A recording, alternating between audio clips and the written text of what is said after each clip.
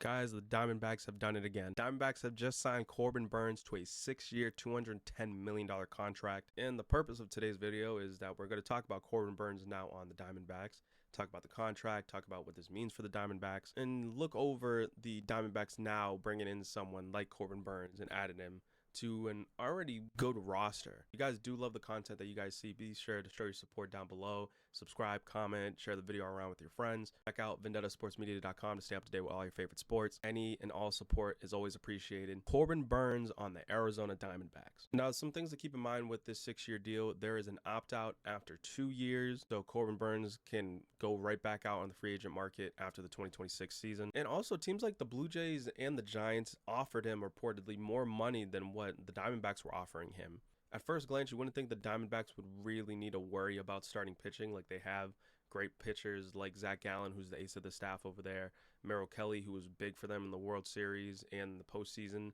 just last year. Jordan Montgomery had a nightmare season. Obviously, he signed late. Bringing in someone like Corbin Burnes allows the Diamondbacks to kind of trade away, whether it's a Jordan Montgomery or somebody else, to be able to get potentially another bat in the lineup or potentially help with like the bullpen. They're playing with house money at this point to be able to go and make more moves and bring in more players. I would be surprised if Montgomery is still with the Diamondbacks come opening day. Regardless, the Diamondbacks are getting a top 10 pitcher in the game in Corbin Burnes. You have this guy who is a 4-time All-Star. You have someone who won the Cy Young Award back in 2021. He gets traded to the Orioles for the 2024 season. By and far the best pitcher in that rotation, no doubt about it. Finished top 5 in the Cy Young Award voting. Even though he only pitched in one postseason game for the Orioles, he was dominant. Just this past season, you have someone in Corbin Burnes who went 15-9 with an ERA at 2.92, and it's the third straight year he's had over 190 innings pitched, and he struck out over 180 batters. And that strikeout number is something people are concerned about. Total strikeout numbers have gone down over the course of the last few seasons. Check out his Baseball Savant page. He still gets a lot of swing and miss.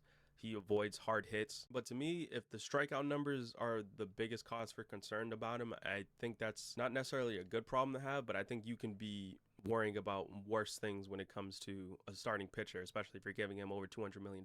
If offenses are putting the ball in play more against Corbin Burnes at this point in his career, the Diamondbacks have a top 5 defense in baseball according to Fangraphs last year. So I think Corbin Burnes is going to be doing just fine out there in Arizona. Some things I recall about Corbin Burnes when it came to the team he was looking to go to. He was looking at the current team situation as well as the future. Looking at the Diamondbacks, it makes a lot of sense now diving deeper. Corbin Burnes lives in Arizona. The team currently constructed is very good. More or less the same group of players that made the World Series 2 seasons ago. You have one of the top players in the game in Ketel Marte. Past season stamped his claim as one of the best players in the game, best second baseman in baseball. They just traded for Josh Naylor, who was big for the Guardians. Even though they lost guys like Jock Peterson and Christian Walker in free agency. Pitching staff, Zach Gallen, when he's healthy, is the top pitcher in the game. And I think that rotation up and down is really, really good. And I think the bullpen is actually really nice too. Obviously, it's not some of the big names that you would anticipate, but you got guys like Justin Martinez, who kind of stepped into that closer role. AJ Puck is really good. Young guys like Jordan Lawler, who's a shortstop prospect looking to come up in the next year or so. The Diamondbacks were just a game away from the playoffs in 2024. This is a team that's going to be competing potentially into the playoffs over the course of the next few years. Window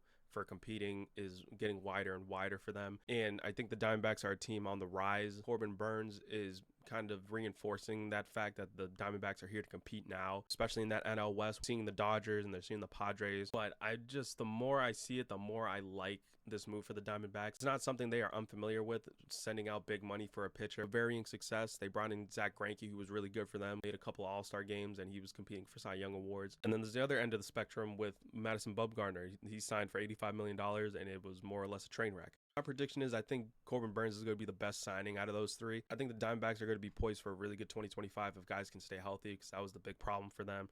Guys like Ketel Marte were hurt for over the course of the season, and a bunch of their pitchers were hurt at times throughout the season, like Gallen, like Kelly, like Rodriguez. Not to mention low points for guys like Corbin Carroll and Eugenio Suarez to start the year. Like Ketel Marte, for example, like this guy finished top 3 in the National League MVP voting. He batted nearly 300 and hit nearly 40 home runs, and he's an absolute dog in the postseason. Diamondbacks now signing Corbin Burnes. You have a two-headed monster at the top of that staff. You have the best second baseman in baseball in Ketel Marte. Just brought in a first baseman who's going to be equaling the production of Christian Walker.